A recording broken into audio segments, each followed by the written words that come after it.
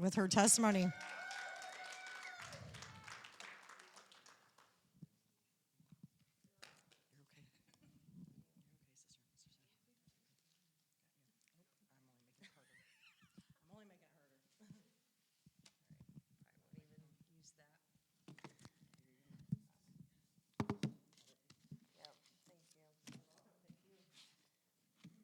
I brought notes, but I don't even know if I will.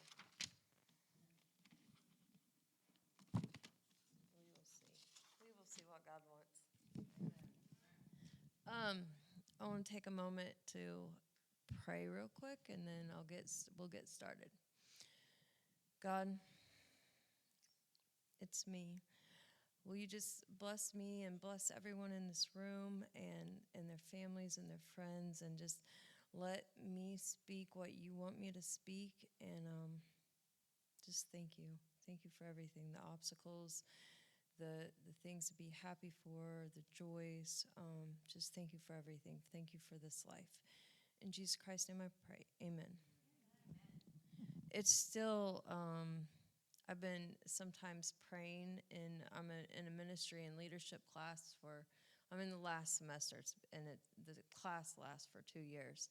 And I only started praying out loud because that was part of our program. We had to. And it's still not comfortable.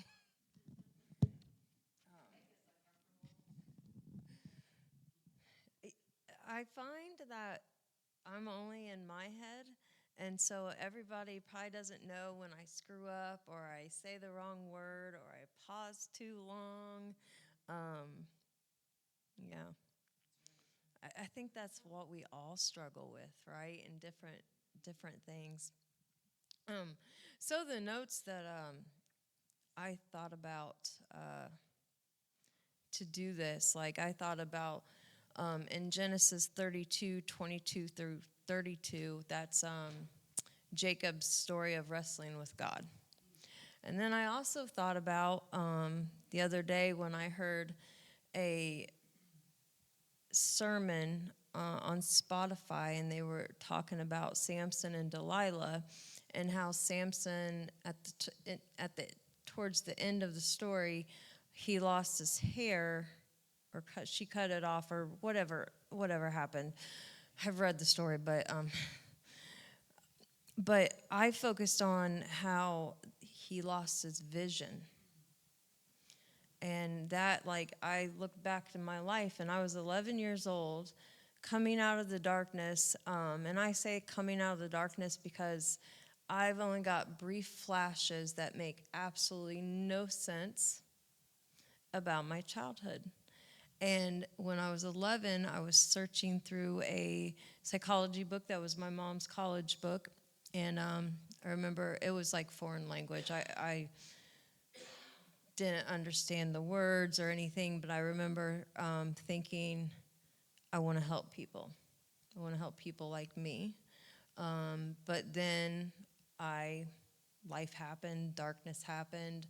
At 17, during a brief period of having some clarity of mind, a little bit, to try to keep me out of going to girls' school, my mom sent me to this Outward Bound program, and not quite 30 days I spent in the Minnesota boundary waters. I canoed 150 miles, 8 miles traveled over land, me and 4 other girls and 2 instructors. We had to carry the canoes on our backs and all our packs that had all the food, all our clothes, all the stuff. You had to set up camp every night, and we had to do something funny where we threw some ropes, and our food pack. We had to lift our food packs up into the trees, and then we had to create this some bear like using pots and pans or whatever it was and the noise would let us know the bears were around or scare the bears. I can't remember. I wish camping was something that I did before or after I was 17, but sadly it wasn't. Um, but at the end of it, we worked in a soup kitchen. And I remember there was this little kid, probably about 10 years old, named Kyle. And he came in those 2 days that we were there, and he hung out with me and Jenny the whole time, and we played games and stuff like that, and talked to him. And his sister was his mom was at home. He didn't talk about his family, but at that time, I knew I wanted to help youth. But then I got home, and life happened, and the darkness happened, and not knowing how to get out of the rat race and the stuff I was born into, and this was the 90s, and so there wasn't a lot of talk about generational curses, or talk about attachment, or talk about how you, as a youth or as a kid, you tend to create lives that you grew up in, but in like different scenarios. And there was none of that talk, and there was silence in my family about everything. My mom was not somebody I called when I wanted to talk. She doesn't know about most of my life. My dad definitely doesn't know about most of my life. He was my sexual abuser as a youngster. And recently I've had a trauma trigger, and I think something happened at the babysitter too. And I've dealt with domestic violence and prostitution and all this stuff, right? And about 12 and a half years ago, I went to prison. And prison was the first time. But I've been in the system since I was like 12 and a half, 13, something like that. And so I was familiar.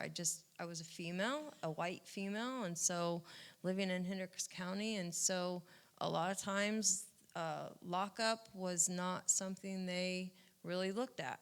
At 17, I went to girls' school and met some people from Indianapolis and all over, and that's how I got hooked up to prostitute when I got out, and all this stuff, right?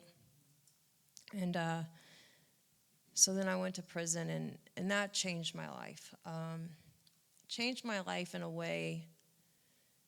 So before prison, I was so high all the time, and I would sometimes go to Bible study and sometimes try to read self-help books and try to seek and all this stuff, right? But like, your mind can't really, like, you're high. So I remember at one point I was stealing self-help books from Barnes and Nobles, right? And I started stealing workbooks, and I would steal one workbook because I had to do it now so I could try to get out of active addiction. And then I stole the next workbook, which is exactly like the first workbook, and I did this with several different workbooks. And I thought, I got to have it, so then when I get out of active addiction, the answers will be different. And then the third one was, someday I'm going to need it for my clients.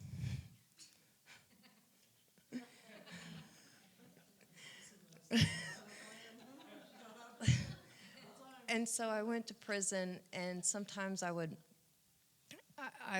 read the Bible. This Bible I brought with me has my DOC number. It came from jail or prison that time, and I can go through it, and I can I know what the highlight parts from prison, what color they were, and so I can go back and I see what stuck out to me. And then I have a Bible at 17 years old, and I also would highlight some of the stuff. And last year I read a prayer that I wrote in the Bible: God, please bring me peace. In prison, that was the same prayer I had. And I wish I could tell you I got saved and I followed Jesus then. I knew that I loved the qualities that Jesus had, and I should aspire to them. And so I that's what I've tried to do. That's what I've attempted to do since prison. Aspire to be like Jesus. But at one time, he was just an enlightened being, and there was a lady that was in prison with me who had more time, and I used to, in my head, call her a Jesus freak. But there was some about her that drew me to her, and so when we became Facebook friends, when we both got home, and then my brother died in 2014, and then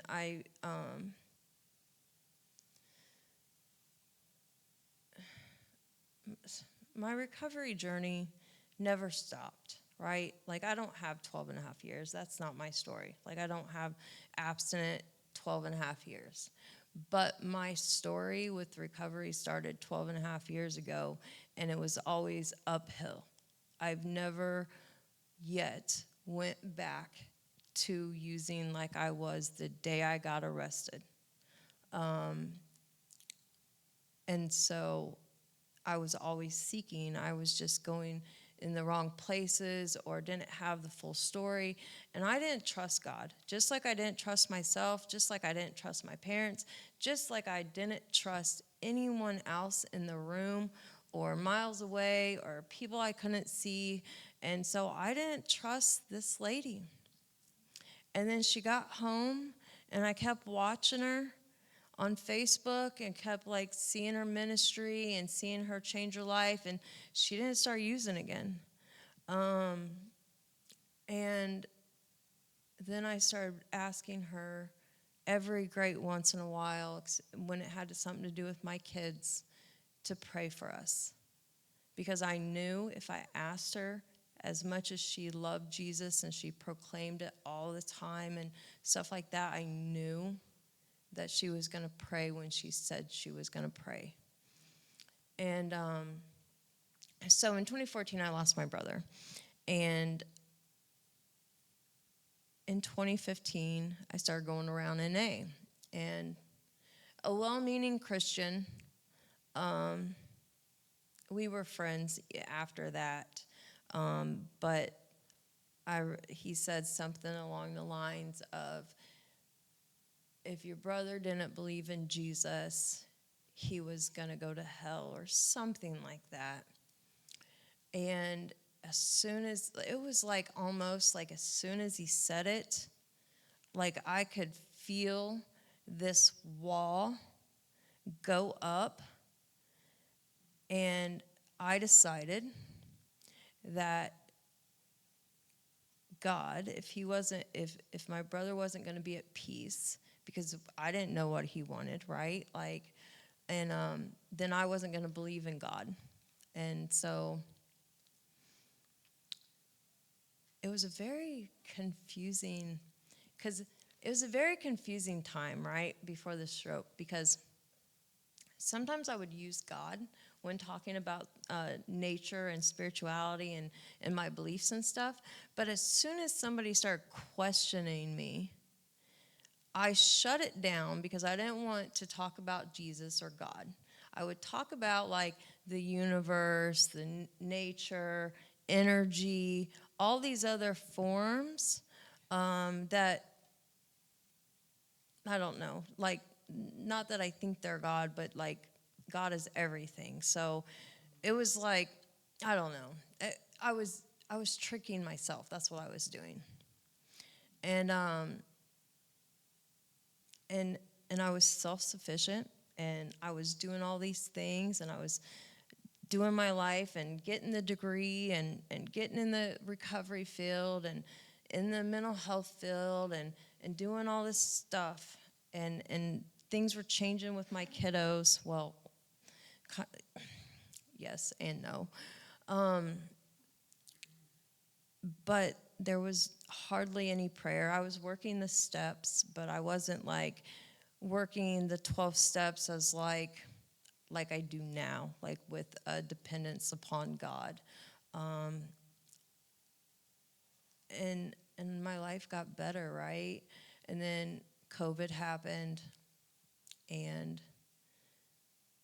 I was in school, and all these excuses,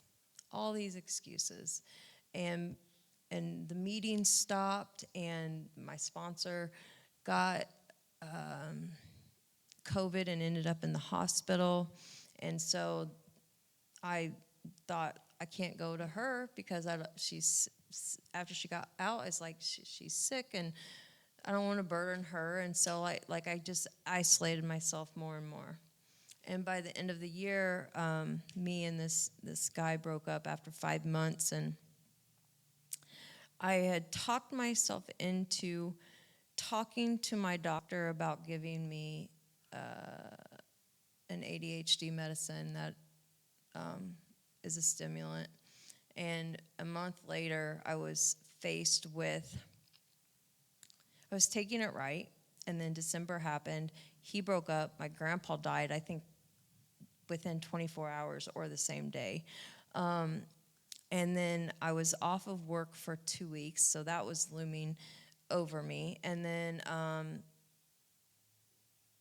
2 weeks off of school, and I couldn't handle it. I was doing it was all my power, right?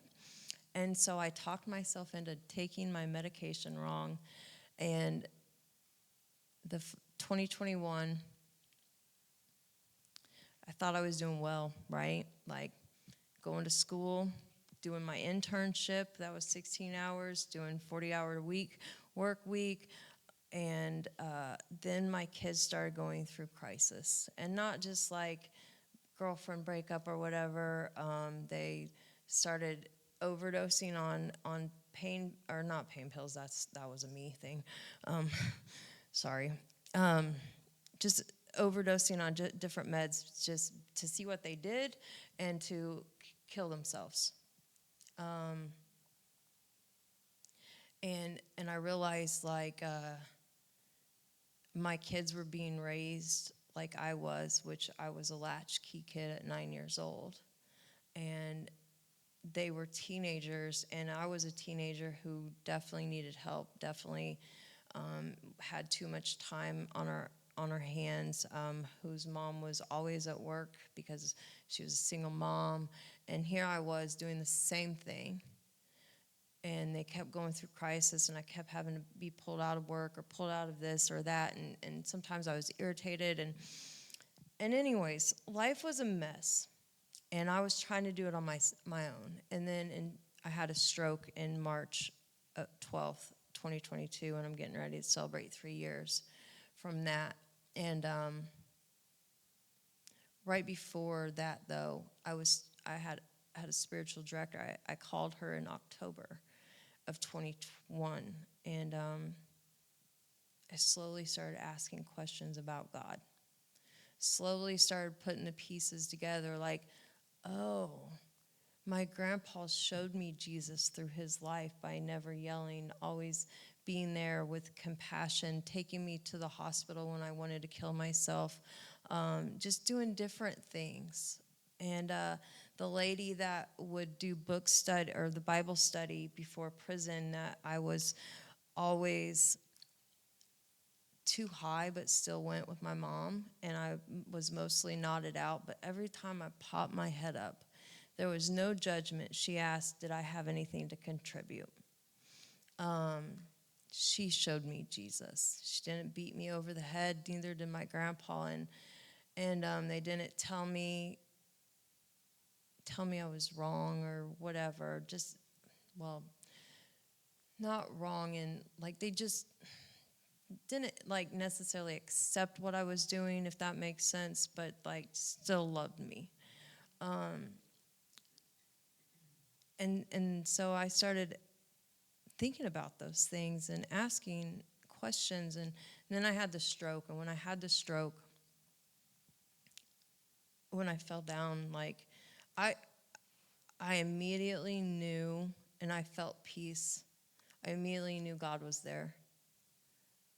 And it was like I hadn't experienced that type of peace I think I had it in brief periods in prison because I wrote about it in my prison journal that I read last year.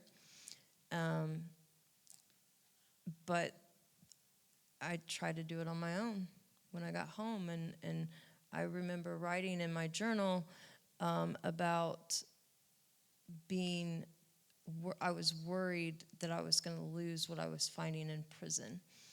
And but when I had the stroke, I feel like it was my Saul to Paul moment. Like, not at that time, but being able to look back. In some ways, I feel like it was that moment. And so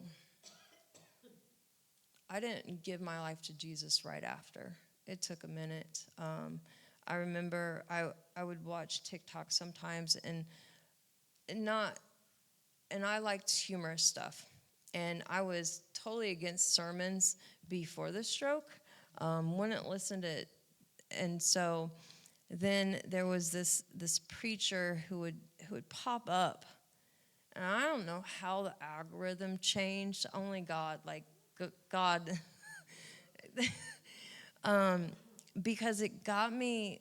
He was intense and funny and authentic and real and raw and all the things that I love about speakers.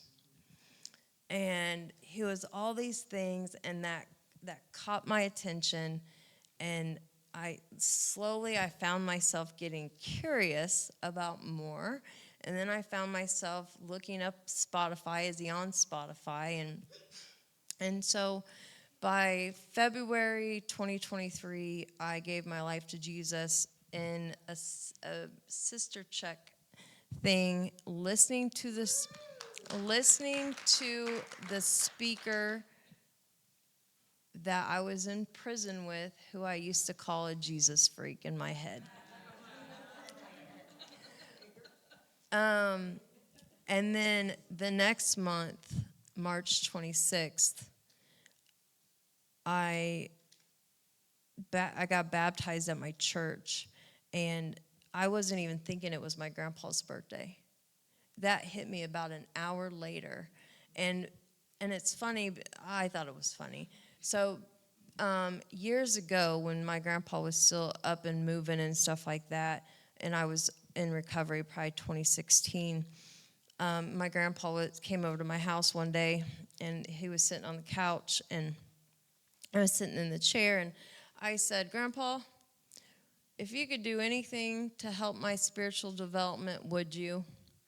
Because at that time, I had watched a video, and it said something about sometimes you can see the soul leave the body when someone dies, and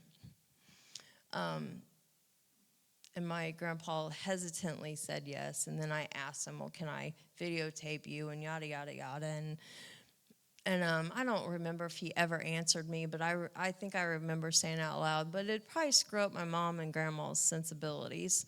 And I just, an hour later, that conversation hit me.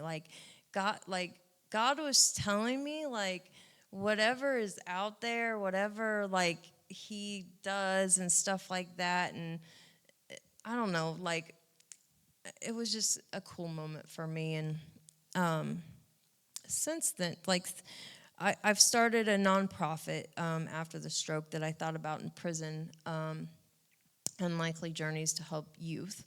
And during it, starting it, I couldn't have done it on my own. That was a God moment.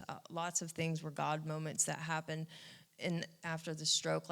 I couldn't talk, really. I had to relearn how to talk, and I had to let my brain come back, because now how you hear me talking now, everything was disjointed. I could look at a picture book, and I have aphasia, and so it was hard for me to point out the picture to what I meant, and so it was just hard. And the walking and the my arm doesn't work, and it was just difficult. And I had these beautiful people come alongside me because God sent them. And I don't know, like, it reminds me of Moses and God wanting him to lead. And I don't feel qualified. The leadership and ministry class I'm in, that was a God thing too. And I always had a dream ever since I was a teenager, and I wanted to write books, right? And I used to write poems, and I started when I was 12 years old, and I thought, oh, this would be cool to publish them one day, and I never knew how, and I never, like, I didn't put a lot of energy into it because back then, like, we didn't have the internet, and I didn't know where to go or how to make phone calls, or, like, I've had to learn so many different things, like having people model things for me. Like last year sometime, my old boss had to model how to call a business so I could ask about the building that was for rent. So there's just been lots of things, and I did publish my first book last November, Unhinged Fragmentation, and it's all my poems from 1992 to 2019. And it's the prelude to my next book that I'm already writing. And that was a God thing too. I had everything in my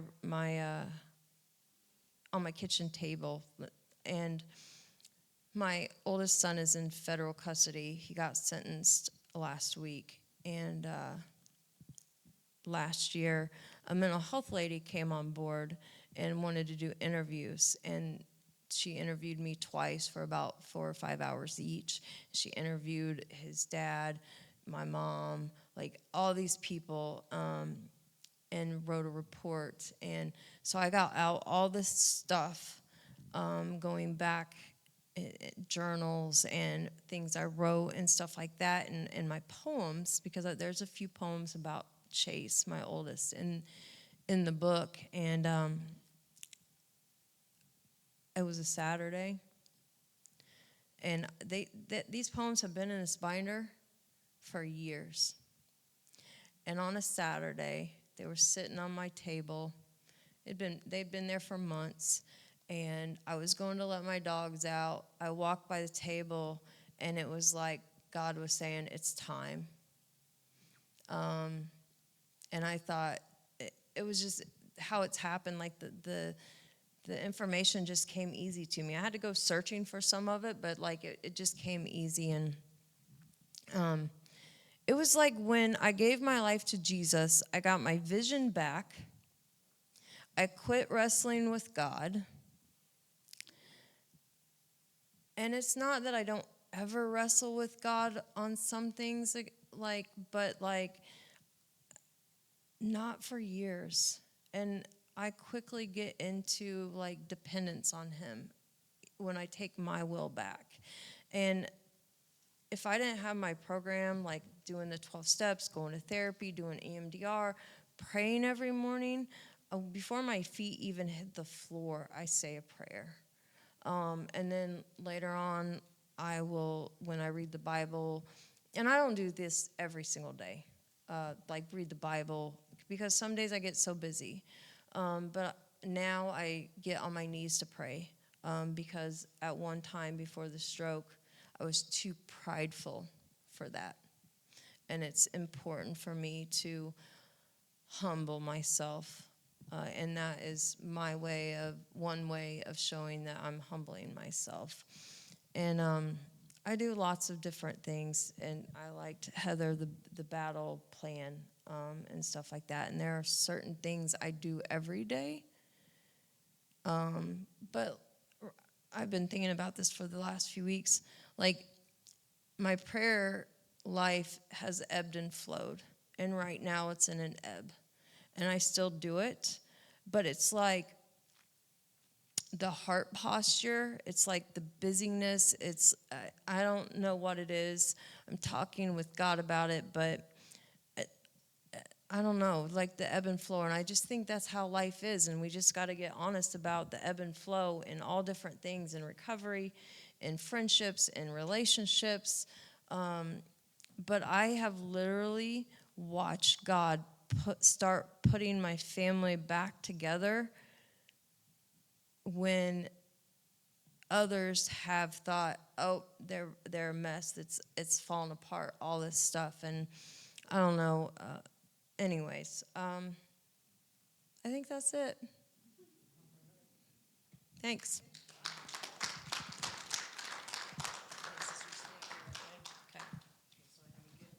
From brother and sister Chuck. You're okay.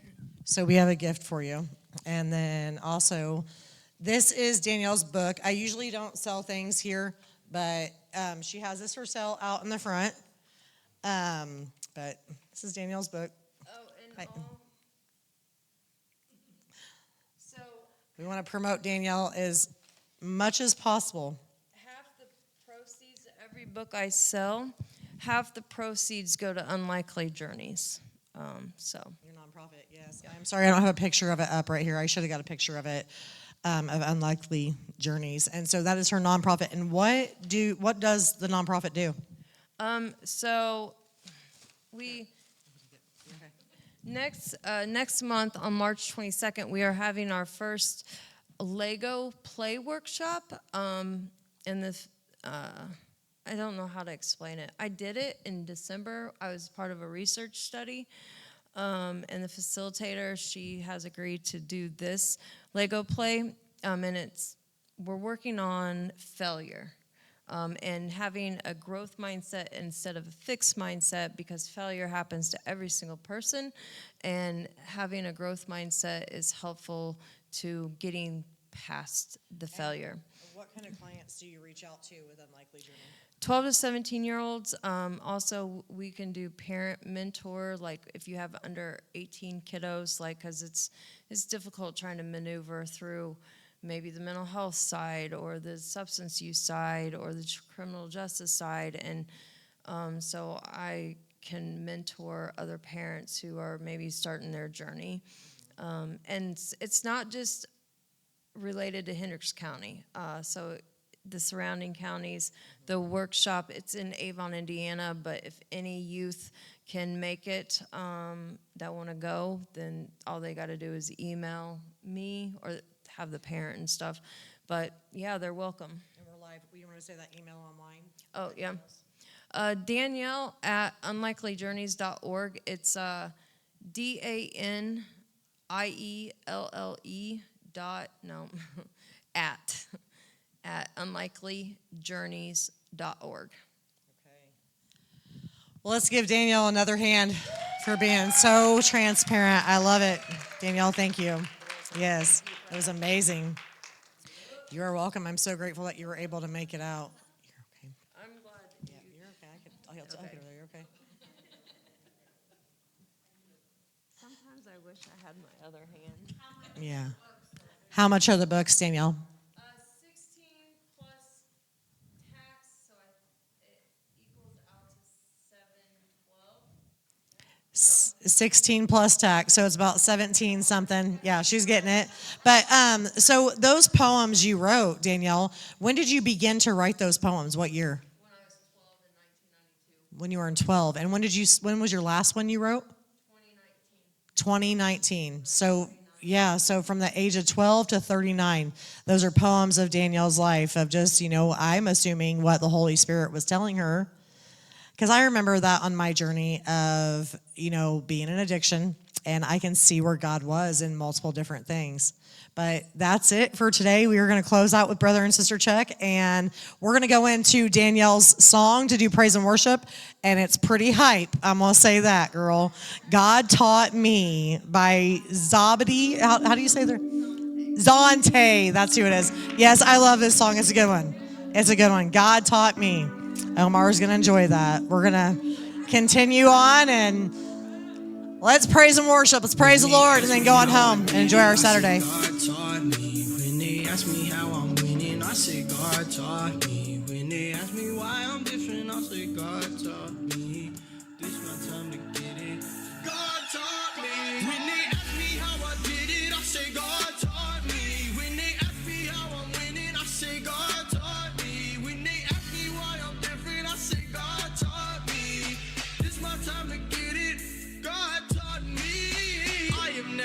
a song that I do not like.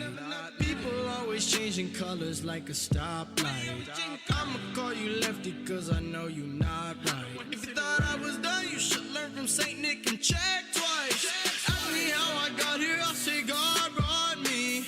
Ask me who this power from, it's God, not me. Every step I'm taking, I know God got me. I learned from the best, you can tell them God taught me. Yes! Ask me how I did it, I say God taught me. When they ask me how I'm winning, I say God taught me. When they ask me why I'm different, I say God taught me. This my time to get it. God taught me. When they ask me how I did it, I say God taught me. When they ask me how I'm winning, I say God taught me. When they ask me why I'm different, I say God taught me. This my time to get it. God taught me.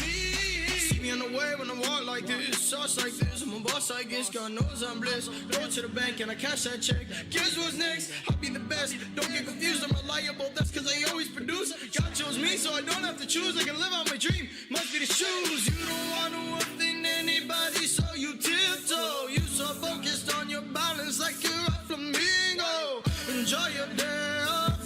I don't get those. You thought you could slow me down. Well, I don't think so. Speak, don't fly straight. If you don't watch your lyrics, you're a lightweight. The truth is out here, but it's hiding. So I make all of this music and they like it. All your blowing smoke like it was cannabis.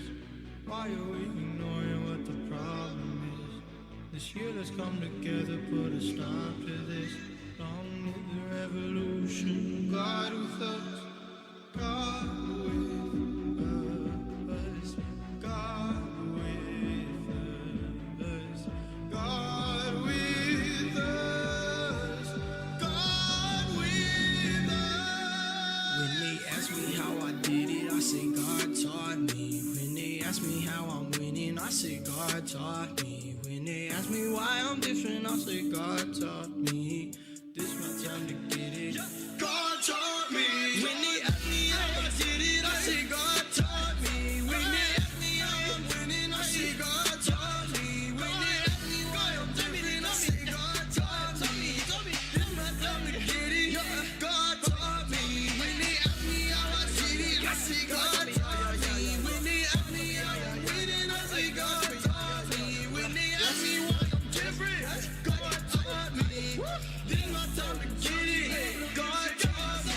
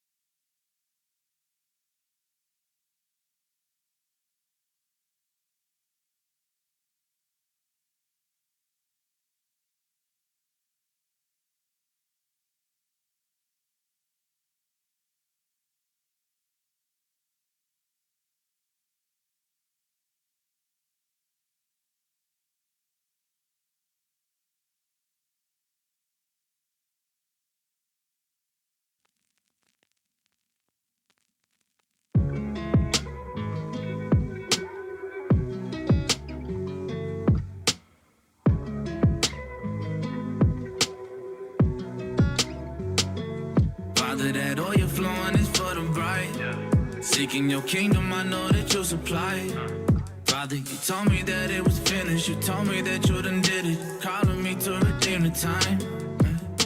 My king, I know that you're for me. Sweet love, and it's how you reward me. You told me that it was finished. You told me that you done did it. You're calling me to redeem the time. Undeserving, but I still get blessed daily by you. I knew I had value the day you told me what I do. It was greatness. If I follow you cause you're King of Kings. And people say that all the time, but don't know what that means. That's why I lift my voice and sing, cause I just want that overflow. Lord, let that oil overflow to the point that people slip if they walk by and they don't watch the flow.